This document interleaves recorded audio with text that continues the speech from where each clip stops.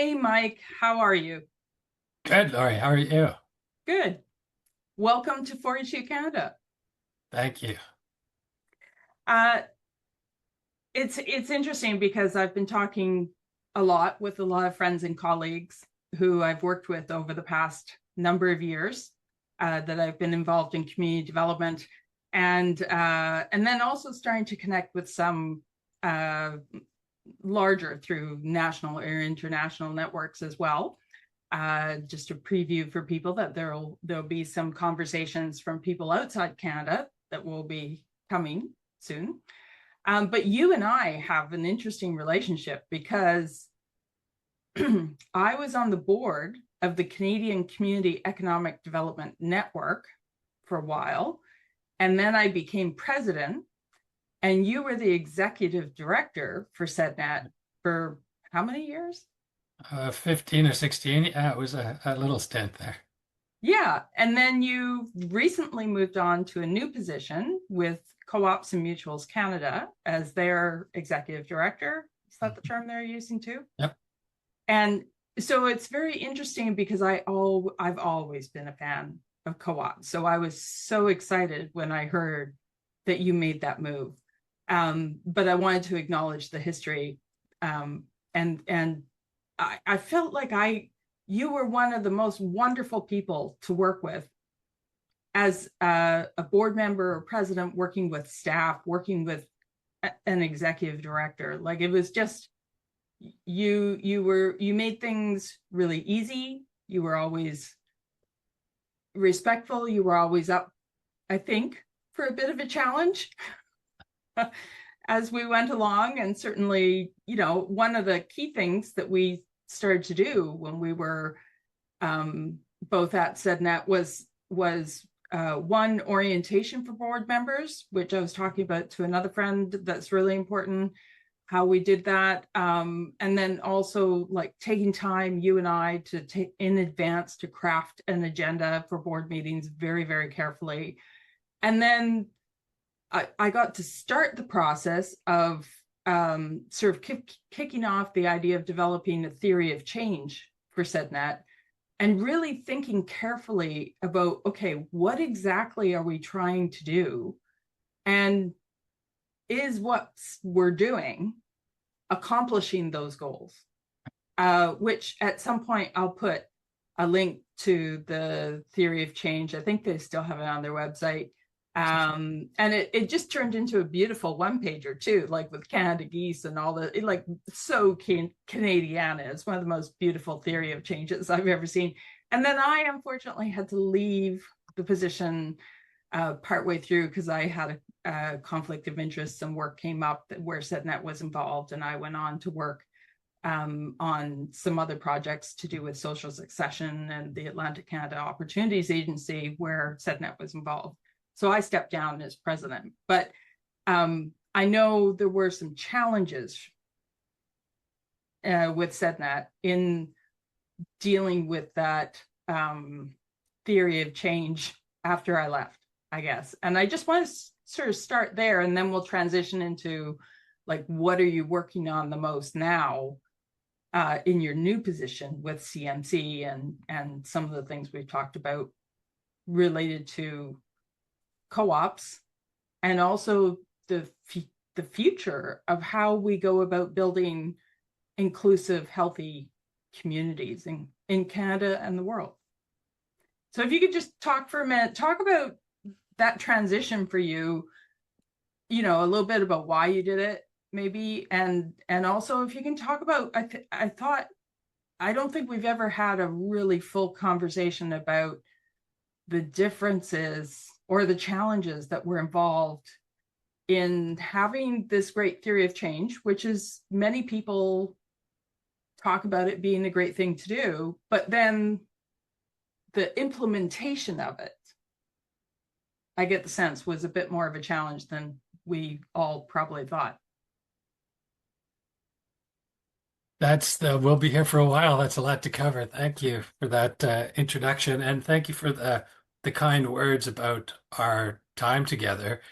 I think if you found that, I was responsive or I was, good to work with, it's mostly because I really believe in democratic process and structures. Like SetNet, in the time I was there and before, really took pride in saying it's a member-led network, right? And for me, even when I started as ED, I say the hypothesis I came in with was that I wasn't going to be a visionary kind of very visible leader for the movement. The leadership needs to come from the members, right? And the board.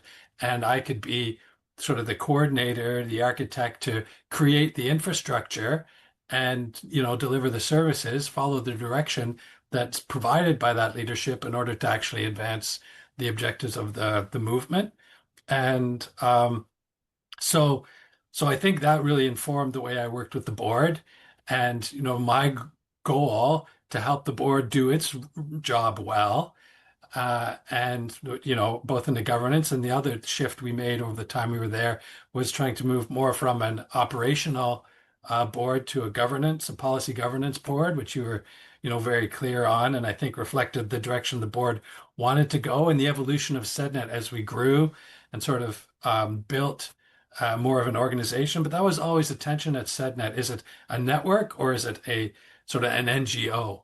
And I tried to not lose the network reflexes and that capacity. And there was always a tension between people feeling like we're joining as a member to get some benefits versus the approach I tried to reinforce was that no, you're joining as a member to contribute to our shared vision and mission. And people contribute in all sorts of ways. There was nominal financial contributions, and bigger organizations or people who had more financial resources could contribute more. But what's really important is, wherever you are, whether you're contributing to the policy work or learning about how to be an advocate with your MP in your riding, or organizing an event and making sure you're posting it on the SEDNet website or sharing a resource that you developed in your community. Like the goal of SEDNet while I was there was to really share those resources, to be learning from each other, to be supporting each other, to be more effective in the movement that we're building together. So yeah, I think that informed kind of empowering almost expectations or desire I had for board members to be doing your job well. And that's the other challenge is that, board members are volunteers, right? And you actually have a limited amount of time.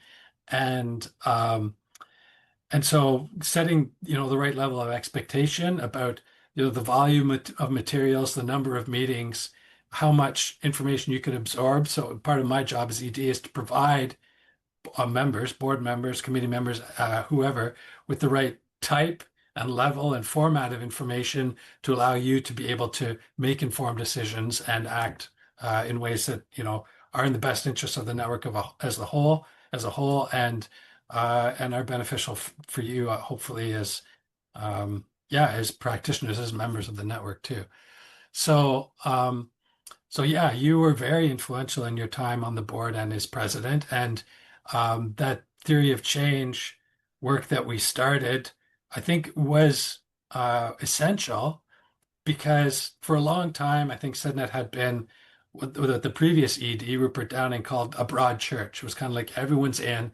There's a ton of different practices, tools, models, approaches. And we're just kind of, as long as we're all, working together towards more inclusive, sustainable, democratic community economies, then like it's all good, right? I think at some point became clear that uh, because we weren't focused or strategic enough, we weren't really moving the needle on the types of policy and practice changes that were going to sort of really build to a critical mass of change. And so your invitation, suggestion that what we need is to more clearly articulate that theory of change, I think was very helpful exercise. It was hard in some ways because it forced us to clarify and refine what we were doing, what we wanted to achieve.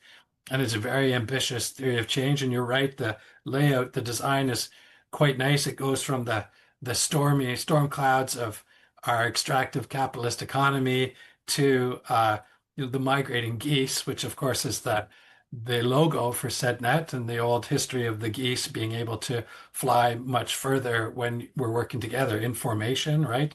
Uh, and uh, and then the geese migrate. Well, actually, they go to a lovely sunny place. It's not the United States anymore. I don't know where the geese go in the south, but maybe that part of our metaphor wasn't entirely worked out. But yeah, it's a good metaphor, and I think the I talked earlier about the tension between an organization and a movement, and this really came to the fore in the implementation of the strategic theory of change that you described. Is that the theory of change articulates a really ambitious vision for shifting the economy, right? To build healthy communities based on economies that are responsive and take into account the well-being of people. And um, unfortunately, kind of the business model I ended up building was really based on short-term, mostly federal, although there's a strong Manitoba base, project-based funding, right? And I think the real stress that came out related to the implementation of the strategic plan is um, you can't implement an ambitious long-term vision based on siloed, fragmented, short-term project-based funding, right? That it was perpetual insecurity for staff, no real ability to plan deliberately, because what you can do is actually dependent on the funding you could find. And we had a good period where there was a number of projects federally, but that dried up, right? And so it turned out to be a very problematic business model for the organization in terms of revenue sources, and fundamentally, I think, incompatible with the theory of change that we articulated. And um, so I left. I gave my notice to the board at a point both when it became clear to me that, and I can't remember, if we had these conversations, but even after 10 years, I think I started asking the question like, how long is too long? Like, when should I go? Right? What's good for SEDNet? And I recently had a conversation with a colleague who said, I was sharing that story as well. And she said, no board's ever going to tell, like, unless it's a really problematic situation, no board's ever going to tell an ED to go, right? Because you just want to work it out. It's kind of the culture, the values in our sector. And also, like, that's the biggest job a board has, is to steward an organization through an executive director transition and finding the right person. Like, that's a huge piece of work that no one's really interested in taking on if they have the choice. So, and so that might point to bigger issues around nonprofit governance, but uh, I was sort of conscious and trying to think about when the cost benefit balance uh, fell in the way that it made more sense for me to leave, and that became apparent in the spring of 2024, I guess. Yeah, just in the winter, because we had just had our best financial year ever at SEDNet. We'd gotten our reserves over $1 million. There was the most financial runway we would ever have. Um, for a new ED to come in and get their feet and bring some new vision and direction. And at the same time, it was clear that, I think what I brought to the organization, there wasn't anything new, right? There wasn't new energy, new vision. I think there is something to be said in terms of renewal for all organizations, even though I had consoled myself at the time by saying that there are lots of the most successful, the most prominent CED organizations in the country, at least, had very long-standing leaders, that kind of stability. So having that long-standing leadership isn't an impediment to success, but I think you have to be careful about what's really best for the organization. And so it became clear to me that it was really was time for me to go, and I was really happy with the way the transition unfolded and the results of that selection process. And Selena is doing an excellent job there, and yeah, it's wonderful. So I think that covers some of the initial questions you had asked, but yeah, it was the implementation of the theory of change was really challenging because of the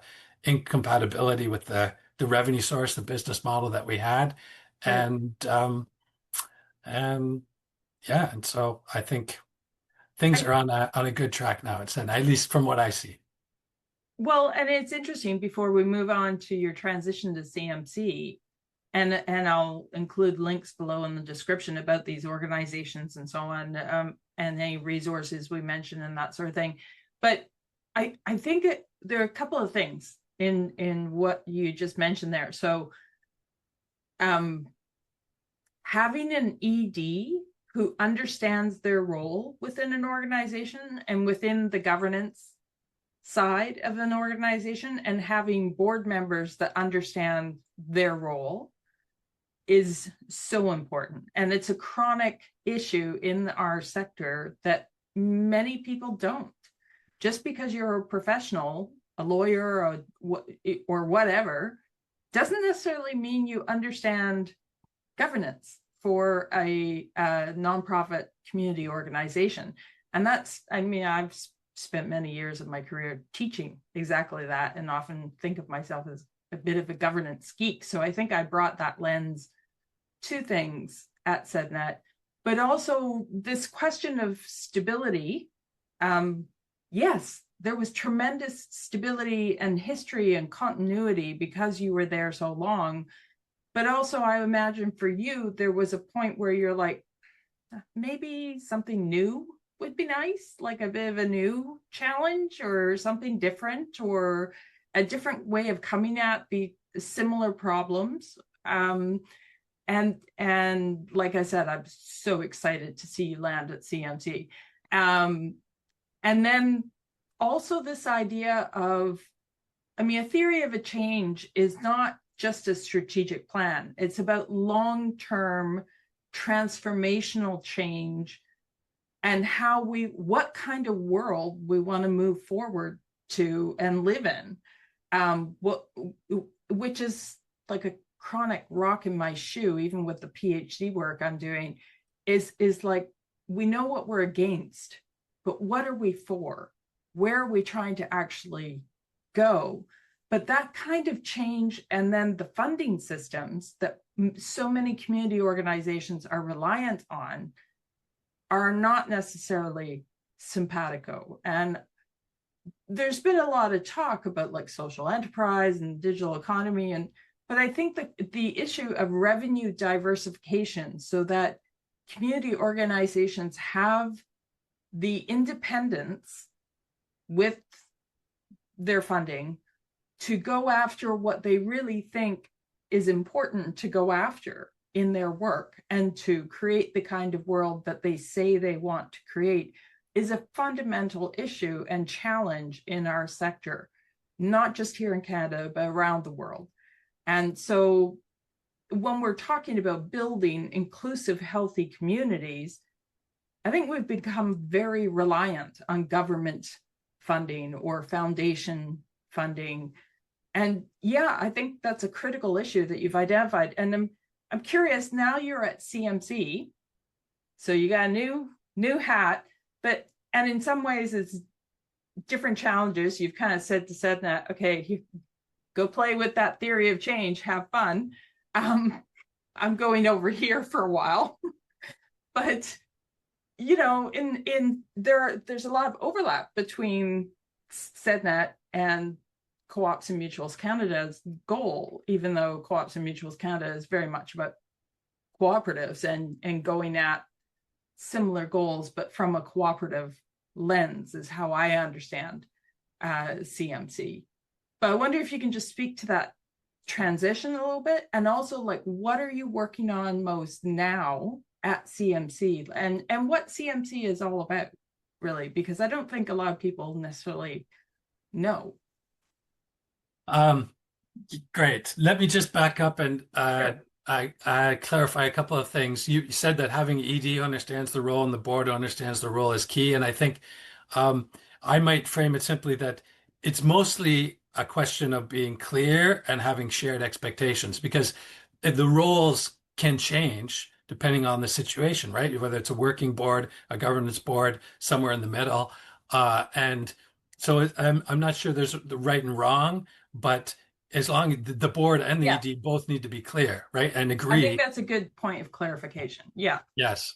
yes. And so for me, I think when I decided to leave, it was mostly a realization that what I was doing, had been good. We had been making progress, I felt like, for 15 years. Or in fact, I grew up in SEDNet, right? Like my introduction in my studies was to community economic development, and I've spent 30 years here in Quebec now through the evolution of the social economy as well.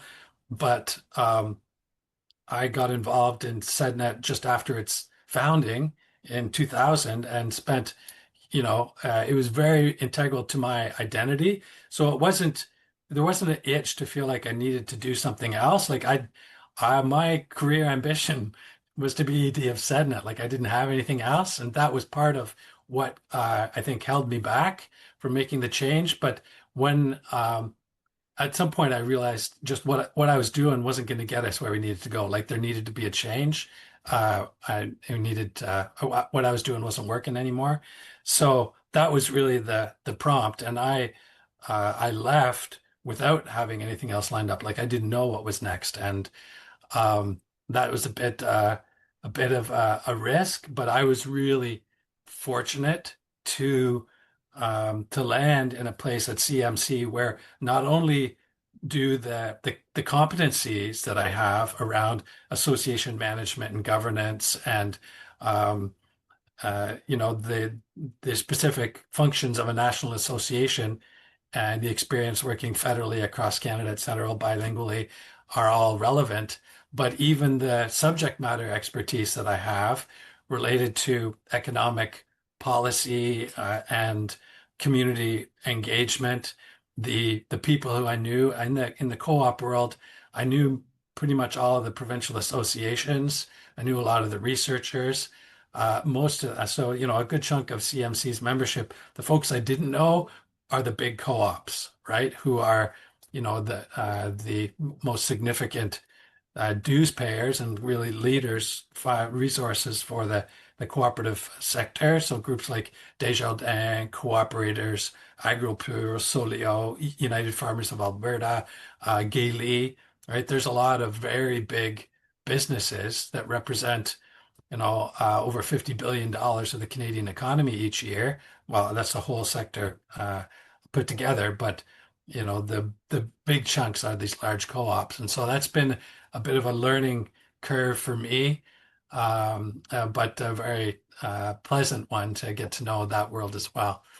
Um, so what I would say that's common between, well, there's lots of commonalities between SEDNet and CMC, but to go upstream, when you talk about the challenges that community organizations have with funding, my position was always that CED emerged because as a failure of governance, right? Like communities were looking to governments to help them to deal with, economic dislocation and transition, and governments were either unable or in more often, and tragically, unwilling or even deliberately excluding large swaths of the population from economic progress, from participating fully in the economy. And so communities were like, screw it, okay, we'll take care of things ourselves, and really tried to advance these community-based practices for a more democratic, inclusive economy. So, where governments have failed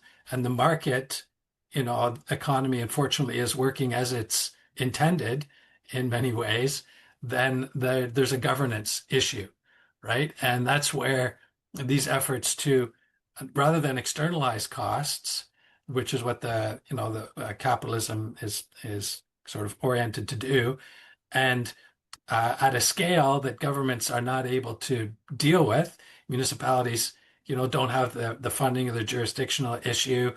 provinces are big and the feds, of course, are too far away, the policies that they create typically exclude lots of unique realities and don't take advantage of the tremendous community assets that exist in many communities, whether it's leadership or human capital, physical capital, built the environment. There's all sorts of assets that communities, I think, can build on and need to recognize to really take pride in and invest in their own well-being. And so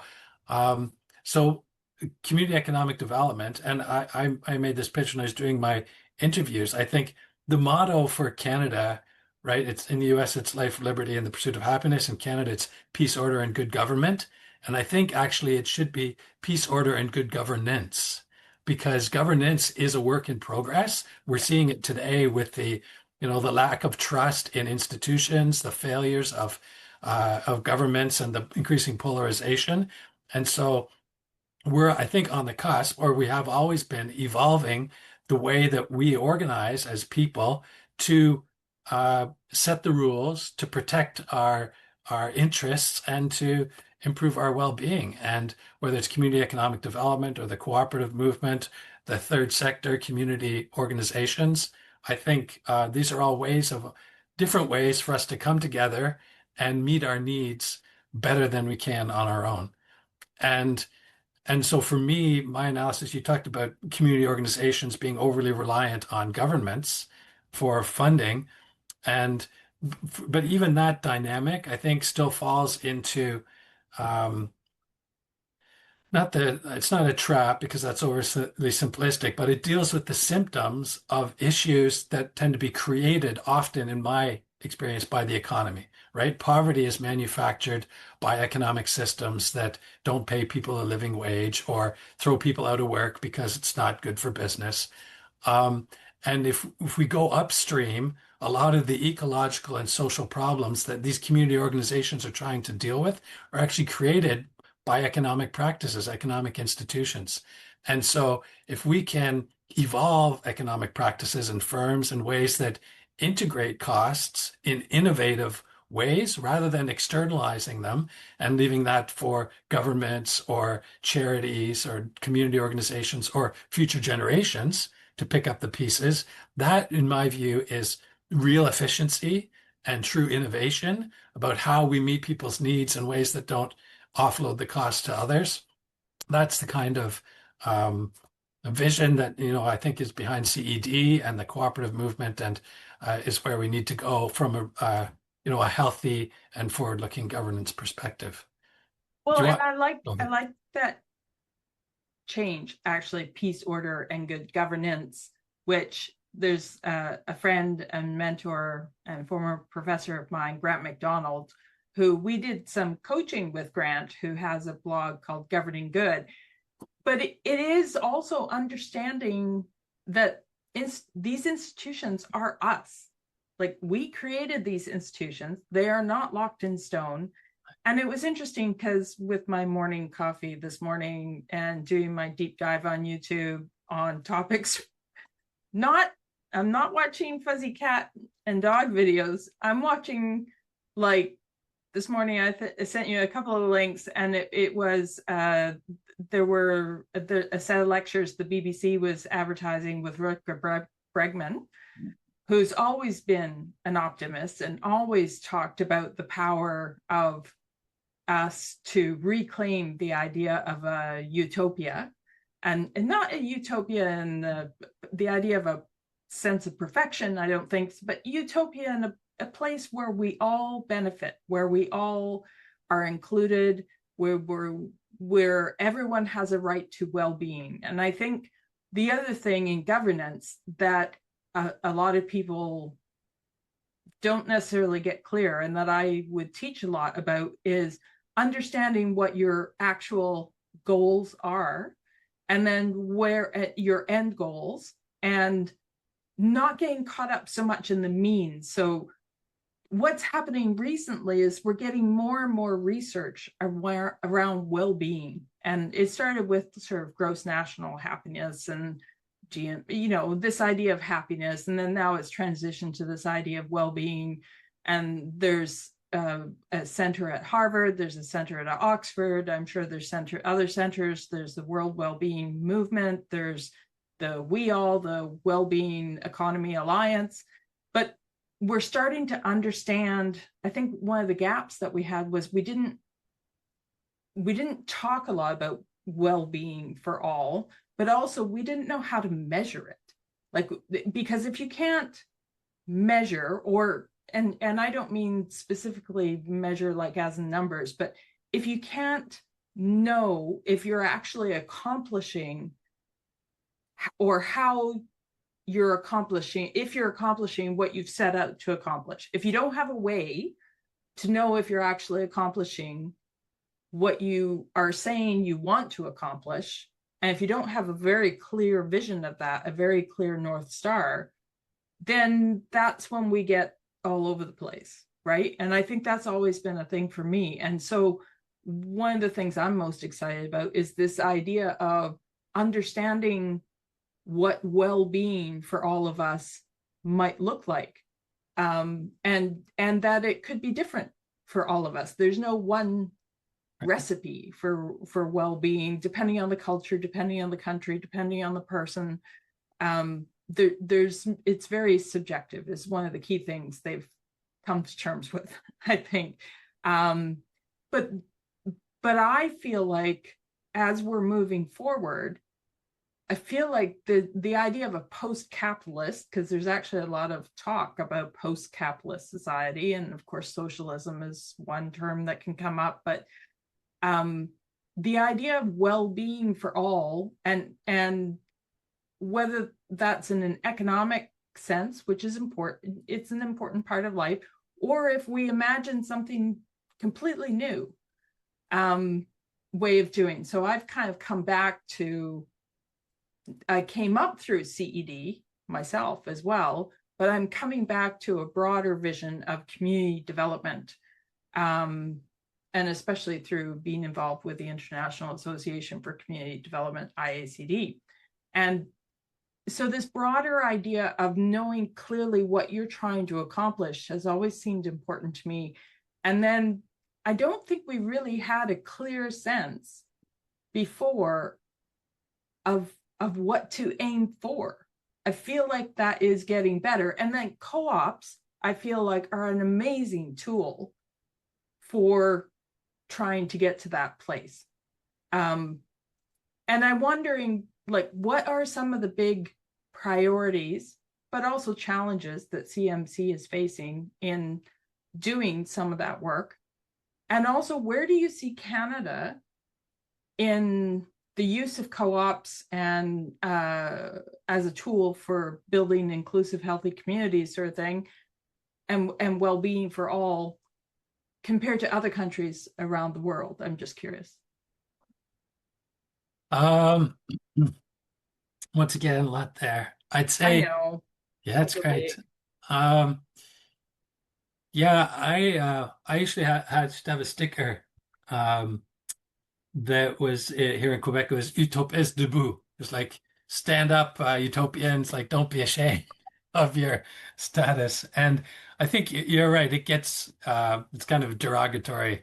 It's got a derogatory term to it. But for me, um, to your point around not being clear about what where we're going to, I think it'll always be a work in progress, right? There is, and as you said, well-being for different people means different things. And so there's a limit to what we can prescribe, but and there's always, I think, a lot of focus and energy around the grievances. We can point to what's wrong and what's not working. And so I think we should try to aim not to be prescriptive on what we think the solutions are, or to claim, obviously, that, what we're proposing is going to be perfect. It's just better, right? It's just better. Well, it creates more well-being for more people, and not just people, but all our relations, right? Like we are limited by the ecological systems on this planet currently, and there's no getting around that. The fourth law of ecology is I learned many years ago is nature bats last. right? Like there's no getting around that. And um, so we Yeah, the need to, idea that, I mean, well-being for me means well-being for people, but also everything else, because we can't exist without everything else, without the exactly. planet, without everything on it, with all other life.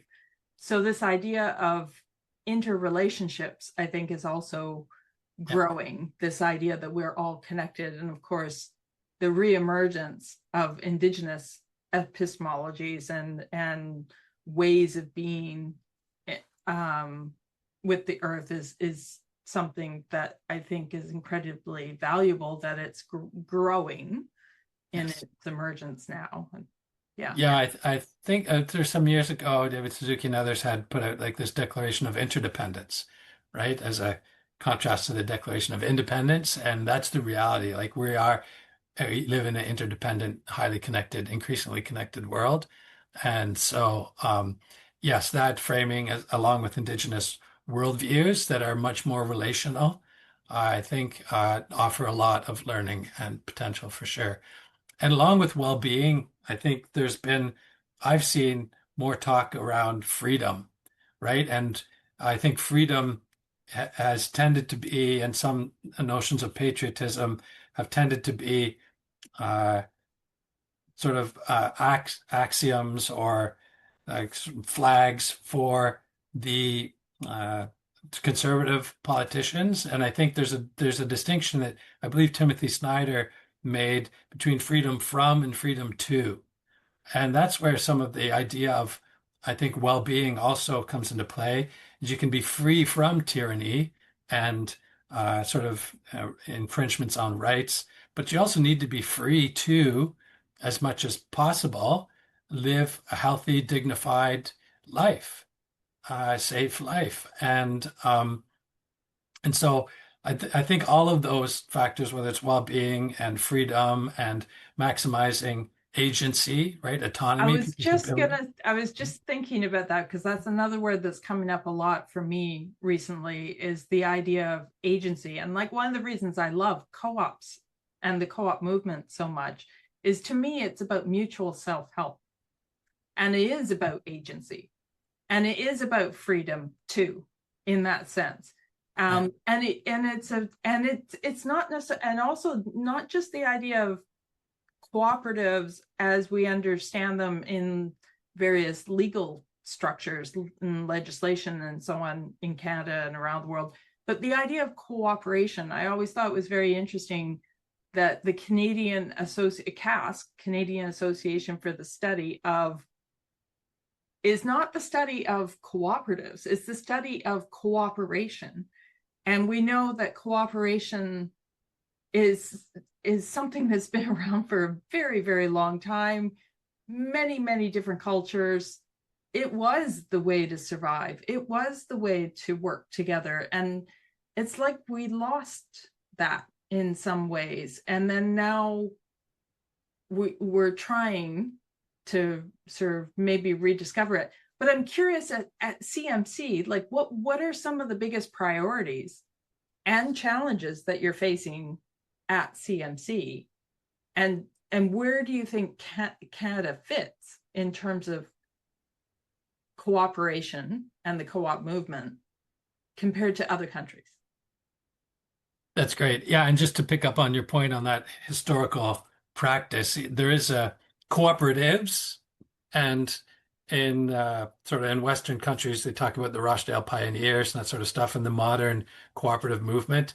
And I got to visit the Rochdale Museum this summer for the first time, and uh, what I learned, or in reading afterwards, is that what the Rochdale Pioneers did is they articulated a series of principles that kind of codified practice in what became our modern legal era, right? Like through the 19th and 20th centuries, there's increasing formalization of the economy and structures. And so the Rochdale Pioneers, I think, introduced practices of cooperation into a kind of a business or legal structure environment that was emerging. And then it became kind of the cooperatives, but also mutuals, actually, which predated cooperatives and credit unions, right? There's all, as you say, there's all sorts of legal forms of businesses or institutions, firms that embody, that implement cooperative practices or cooperation, the principles and values of cooperation, but those practices go back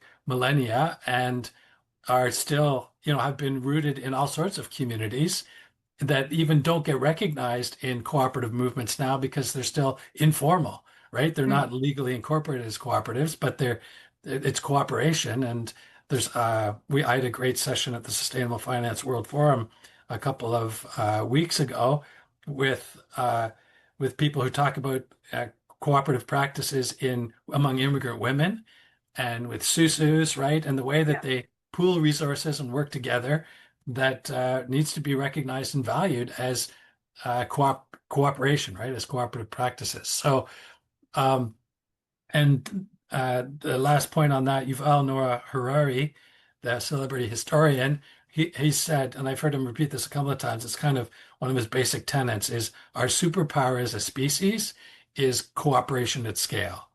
And so I think that's inspiring. And you're right. I think because of technology and other types of changes, it enables us uh, to move away from some of the social, community-based practices that were needed before, and we can, you know, uh, we're becoming increasingly isolated and fragmented, and we're starting to see, I think, the mental health and community impacts of what's beneficial for capitalism, unfortunately, which is fragmentation and mining, extracting from social, environmental, human capital and transferring that all to financial capital, which it's very good at.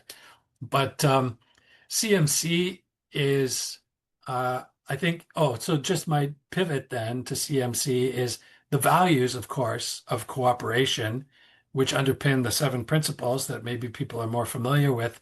But the principles are articulation of the values, which are around mutual self-help, as you said, responsibility, democracy, equality, equity, solidarity, honesty, openness. It's the kind of things that not many people are going to disagree with. And in fact, when um, we've done some public opinion research with Abacus Data through this fall, and we're going to be releasing it in the winter. But when you ask Canadians what they think of those values, like they're all on board. Like they would love to be doing business, to be living and working in housing, shopping, their investments in places that aspire to those values. And so I think, there's already 14 million Canadians that are members of a co-op credit union, case or mutual. It's a huge part of the economy. It can be a lot more. I think that's one of the strengths and the challenges of the cooperative movement is that it's everywhere, right? Here in Victoriaville, the ambulance drivers it's a worker co-op. I just saw in one of our pieces yesterday in Ontario, there's a HVAC, heating, ventilation, air conditioning cooperative of contractors throughout the province, right? And so it's just cooperatives do just about everything, and so it's really hard then for people who aren't familiar with the practice, or even members of a credit union who don't understand how their credit union is different from a bank, or to understand that a credit union is actually a financial cooperative. And, if they want to increase their participation in the cooperative economy, they should also be shopping at, their health food co-op or part of a consumer co-op. There's so many options. But at CMC, the shift uh, is obviously a very similar subject matter, expertise, and similar function. CMC is a national association of Canada's cooperative movement and cooperative sector. We do policy advocacy, peer learning, act as an information and communications hub, and really try to convene the ecosystem because that's a big change actually from SEDNet is the cooperative movement in Canada and globally is very well established and very sophisticated.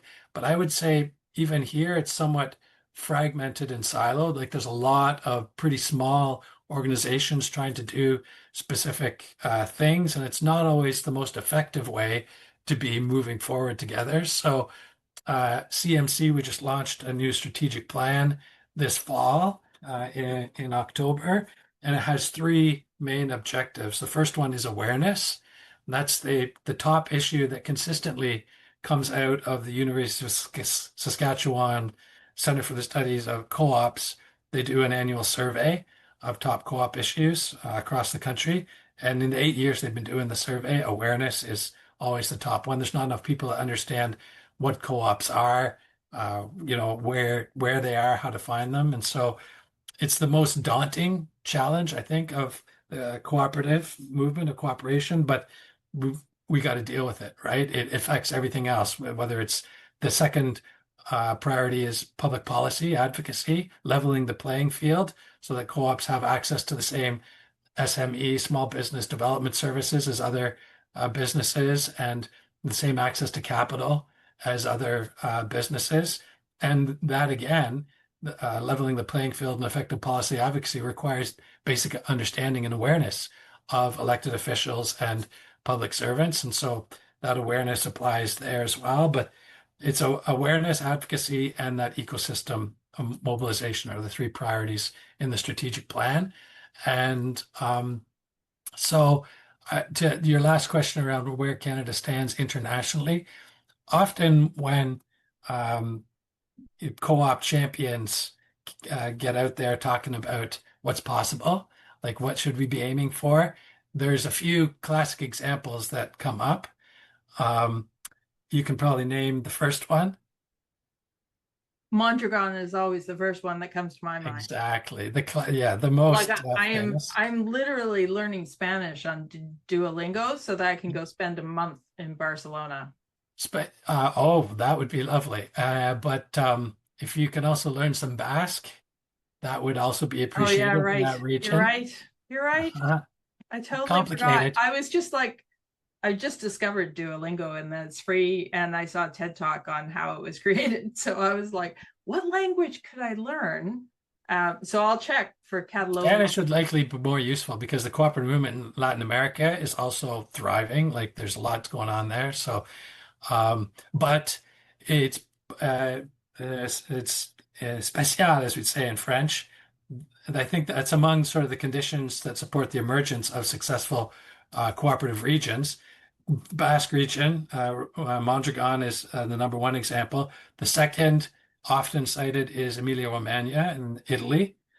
Yeah. And the third is Quebec, right? There's a very sophisticated and highly developed cooperative ecosystem right here in Canada. So when I think about, Canadian leadership, I'm always like, oh, well, we're among the best here. But I got to speak at an event, a few weeks ago with Marie-Josée Paquette, who's the executive director of the Quebec Council of Cooperatives and Mutuals. And she was citing the number of Quebecers who are part of a credit union, cooperative, or mutual, and it's like something like 8 or 9 million people, right, out of a province of 9 or 10, and it's incredible the It's stats. just part of daily life, which it's Well, interesting because that's how I grew up in northwestern British Columbia. right, And I've said before, my first bank account was at the Fisherman's Credit Union. right. The canneries that processed the fish that my father and others would catch were co-ops. Like they were everything. I just grew up immersed in it. And if you grow up that way, I think that makes a significant difference. Like when it came to then doing community development work, it was like, of course it would be a co-op. Right. Also, you only need, in Nova Scotia, you only need 3 people to start a co-op instead of 5 as a society. So that's always one of my popular things. But also it comes with, like you said, this structure, these values, these ideas of cooperation and what that means versus other structures such as societies, charities, and so on that just have it come from a different place, a different history that to me is not grounded so much in this concept of mutual self-help, which is really, to me, about agency. Like, I often think of societies and charities as being like a handout waiting for a donation or whatever. To me, co-ops and cooperation is very much about, okay, what kind of world do we want to live in? What are the issues we need to deal with? Whatever. And so let's roll up our sleeves together and figure it out. And there's so many different types of co-ops. Like, there's so many different structures. I don't think people realize how many different ways you can address different challenges with different types of co-op structures, and how you can structure things very, very, in so many different ways. I guess it's just, Okay. yeah. Yeah, it's both a challenge and an opportunity that those basic values they apply anywhere, right? Everywhere. And so we can do it just about anywhere. And you're right, often in smaller communities in different places, it's just part of the way things are, right? It's just normal. But here in Quebec, I talked about that number, and one of the things that's kind of just the way things are is Desjardins, right? It's just everywhere. And there's been a campaign, Desjardins this fall and summer and fall, their campaign or promotional campaign was around ambition, right? About wanting to grow and grow both rooted in the cooperative identity, not growth for growth's sake, but to put forward the values and principles that this approach really represents. And they have pictures and the tagline, it's 7.8 million members and clients. 7.8 faces of ambition, they say. Um, and so that's a big chunk of Quebec's, the population that are involved here. But then the 14 million I just got last week in this new Abacus research data. Previously, the number we were working with is 11 million. And I was like, well, if there's, 8 or 9 million in Quebec and we're at 11 million in the rest of Canada, it's like, what's going on, rest of Canada? We got some work to do. And so yes, I had always, and living in Quebec for 30 years now, I kind of presumed that Canada was also among the international top ranked areas, but we're not actually. I saw a book this summer that ranked countries according to their cooperative economy index, and Canada's not even in the top 10. Like Quebec would be Yeah. on its own for sure, but Canada, we have some work to do. There's countries where the cooperative movement is much more bigger and more present, like France, New Zealand, like France agriculture co-ops, Every credit time I go unions. to Scotland, and I maybe the lowlands not as much, but certainly when you go north, Right, the first grocery store you see is a co-op. right, And I get this feeling that co-ops have definitely flourished in communities, populations, groups where there's adversity. So right. we know the French in Quebec were, Yep, uh, included. suppressed, and there's been a real renaissance, in more so in recent years, although I hear the Parti Québécois is also doing very well, and we might be looking at another referendum maybe at some point, which I was like, where is that coming from? But the idea of being in, and same thing with the Basque Country and Catalonia, and being a minority that's got a very specific identity that's being controlled and suppressed, and really trying to, the Spanish government trying to get rid of them at various points, and completely suppress that identity. That seems to be one of the way. And then in Nova Scotia, economically, the anti-Ganesh movement came about, with so many people who were suffering economically and so on, and it really was about, learning to be able to have more agency on how to work together to use what you have to get what you want, right? Was Moses Cody's famous quote.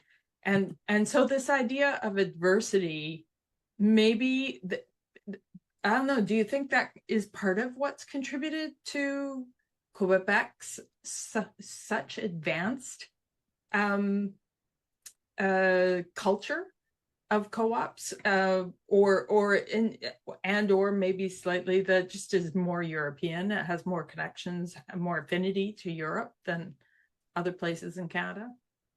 Yeah, I think that helps. Well, and in fact, so first of all, you're right. I think this newer form, sometimes portrayed as alternative, although it's maybe more core in some ways. Economic practices tend to emerge where in communities that are excluded from mainstream, so excluded in all sorts of ways. And another stream, I think, in some of those places, whether it's the Basque region of Spain, like Moses Cody was a priest, right? And Alphonse Desjardins organized his case in the basements of churches here in Quebec.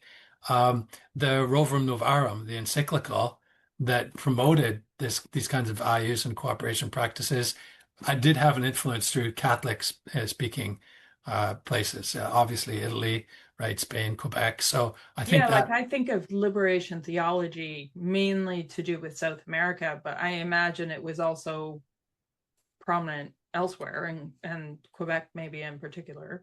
yeah, I'm not as much familiar with liberation theology more broadly, but certainly the effect of that the Catholic practice. The founder of Mondragon was a priest, and so yeah, there's lots of influence there, and so yeah, it's excluded communities. In some cases, in some of those examples, the influence of the church, Catholic Church, through certain eras. And of course, people look for alternatives when there's a crisis, when things are going poorly in the regular economy. And so that's why I think we have another time of transformation currently that we can be putting forward these ideas and people are more open to them. But you mentioned Moses Cody, and I was just reading through the new book from Nova Scotia Co-op Council on the cooperators, the history of the Nova Scotia movement from I think 45 up to presently, or after the Second World War. And they talked about Moses Cody going out. And one of the stories he said is he would go out and say, and when he go into a community, he'd say the fisher person might think his day is done when he brings his catch to the dock, or the farmer when they come in from the field, or the miner when they come up from the shaft. But he's like, no, now the real work begins, and you have to, convene your kitchen table study group or do the work of identifying, what the opportunities are, using what you have in order to get what you need, as you say. And I think that's the real challenge with cooperation is you're right. People tend to take that approach when there isn't any other way, right? When it's the only way. And my goal at CMC, I hope, over the next few years, is to position cooperation from the only choice to a better choice. Actually, that it is harder work. It's not easier, right? It's easier to do things on your own, or try to work on your own. But I think it's more rewarding. It's certainly more viable, right? The survival rates of co-ops are double the other private businesses. You draw on assets that you wouldn't have otherwise, both human, financial, all sorts of things. And I think, and it's more rooted in real community needs. And so, yeah, I think that's the challenge, is to position co-ops as a better choice, despite it being harder in some ways, but I think in the confidence that it's actually better. Well, and also though, I think we're coming from a time, and you're hearing more critiques, right, of neoliberalism. There's more people looking for an alternative to neoliberalism because it hasn't proven to be everything that it was that failed. Thatcher and Reagan supposedly said it was going to be, deregulation and just freeing the markets and trickle down economics, and people are experiencing a lot of hardship these days. So it's like, okay, that didn't seem to work very well, or it only worked for a very few very well for a Yeah. while. If we're going to do something different, what else could we be doing? And so this, I'm hearing more this conversation of post neoliberalism, post capitalism, and I don't know if you're aware of the three horizons structure, but sort of this is the line of where we're going, and then this is the line of where we want to get to, and then there's a line of transition. And the question of how we move from where we are now to where we want to be, as you were saying. And for me, as someone who is an educator, more so in adult education, but also studying lifelong learning in general. And to me, there is always an agenda in education. There is no such thing as a neutral education system. And currently, or to date, we've been training people to just go out in the world and be workers, be laborers, right? Be the labor. And really, again, going back to this idea of governance. And if we were teaching people more, which I don't know if there is a social studies curriculum in Canada that includes teaching about cooperatives and what's possible with cooperatives. But I feel like there should be at all levels. I think from early days, early childhood education, in fact, there's a great emphasis on cooperation.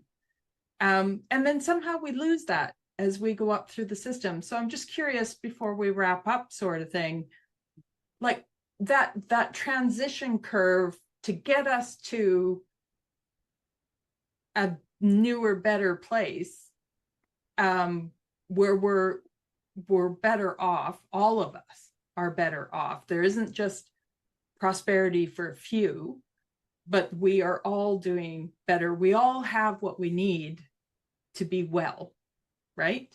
And to live a good life. What do we need to do you think, to get there? What? Yeah.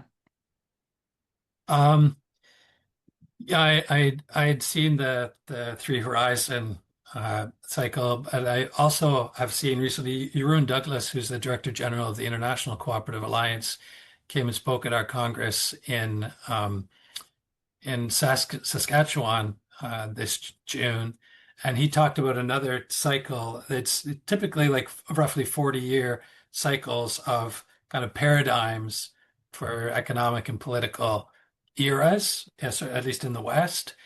And according to, I can't remember the author or the thinker behind that approach, but um, we're coming to the end of one, right? Like 2000, the 2008 financial crisis, I think pretty much marked the end of the neoliberal era, and we're in a transition now. As Ellen Greenspan said, "Oh, there was a fly in the ointment, right? Like didn't work as predicted. Sorry about that." Well, at least I think it, as you said, it did work very well for the people who and whose interest it served. But so we're in a transition time, and I think for me, if there is an education system that can be promoting certain types of skills that are going to be good for people over the longer term, it involves critical consciousness, right? Empathy, the kind of emotional intelligence and pro-social behaviors that allow us to solve problems together.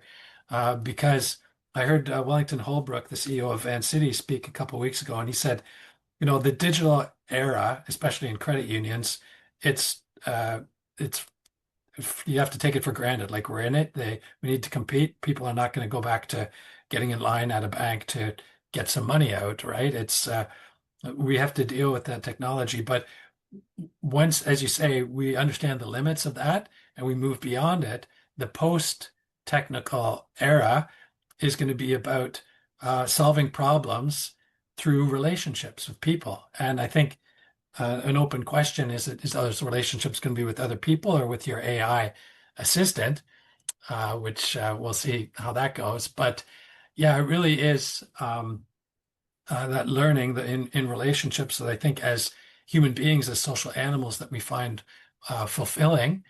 And you hear people on their deathbed, the most common regret is not the quality time, they didn't spend with specific people. And so I think cultivating our ability to be in meaningful relationships and having an economic system that reinforces that has the right incentives for well-being, social, individual, is a better choice.